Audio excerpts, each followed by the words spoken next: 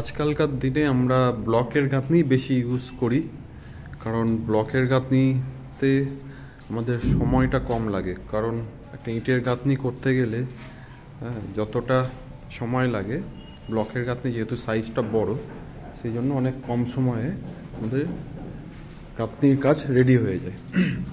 এছাড়াও ব্লক অনেক হালকা হয়, আমাদের যে ওভারঅল যে ডেড লোড, সেই ডেড লোড অনেক কমে যায়। আমরা এখানে আউটসাইড ওয়ালের জন্য 6 ইঞ্চির ব্লক ইউজ করছি, আর ইনসাইড ওয়ালের জন্য 4 ইঞ্চি ব্লক ইউজ করছি। 6 ইঞ্চি ব্লক একটা আমি দেখাচ্ছি। এইটা হচ্ছে আমাদের 6 ইঞ্চি ব্লক, যেটা লেন্থ আছে 2 ফিট, মানে 24 ইঞ্চি বা 600, আর হাইটে আছে হাইটে আছে 200, ঠিক আছে, আর চওড়ায় আছে 150। সেম 4 ইঞ্চি ইটের ক্ষেত্রে, 4 ইঞ্চি ব্লকের ক্ষেত্রে সেম সাইজ, শুধু এইটা চওড়াটা থাকবে 4 ইঞ্চি বা 100। তো ব্লকের গাঁথনি করার সময় যে সমস্ত জিনিসগুলো আমরা দেখি বা যে সমস্ত জিনিসগুলো করতে হয়, প্রসেস যেটা, প্রথমে আমাদেরকে একটা 1 ইঞ্চির ঢালাই করে নিতে হয়।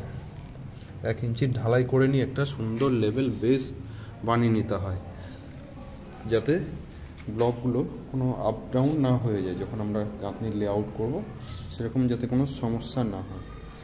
এরপর আমরা 3 ফিট গাঁথনি করার পর একটা সিল কংক্রিট ঢালি। এই যে আমাদের সিল কংক্রিট, এটা 2-2.5 ইঞ্চির একটা সিল কংক্রিট হয়।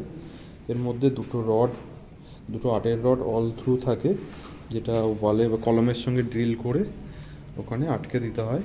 এর সঙ্গে ইউ বার দিয়ে 150 স্পেসিং ইউ বার দিয়ে ফিক্সড করা হয় এটা।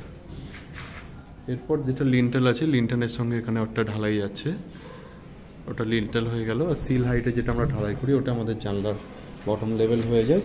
এটা আমাদের জানলা আছে। তো এইভাবে আমরা করি ব্লকের গাঁথনিতে। আরেকটা জিনিস সুবিধা থাকে, এখানে কিউরিংয়ের কোনো কিউরিং করার দরকার পড়ে না, কারণ ব্লক যে জয়েন্ট করা হয় সেটা একটা ব্লক কেমিক্যাল দিয়ে করা হয়, ব্লক অ্যাডিসিভ দিয়ে করা হয়। হ্যাঁ, এটা একটা পেস্ট মতন বানিয়ে নিতে হয়। পেস্টটা দিয়ে ব্লক টু ব্লক জয়েন করা হয়। ব্লক টু ব্লক জয়েন বললাম কারণ যখন আমরা কখনো কোনো কংক্রিট সারফেসের সঙ্গে জয়েন করব, তখন আমরা ওই ব্লক কেমিক্যালটা ইউজ করব না, ওর জায়গায় সিমেন্ট বালির যে মশলা সেটা ইউজ করব। এখানে একটা জিনিস খেয়াল রাখতে হবে, এই সিমেন্ট বালির যে জয়েন্টটা থাকবে, এটাতে কিন্তু কিউরিং করাতে হবে। এটাতে কিউরিং না করলে পরে ক্র্যাক চলে আসবে।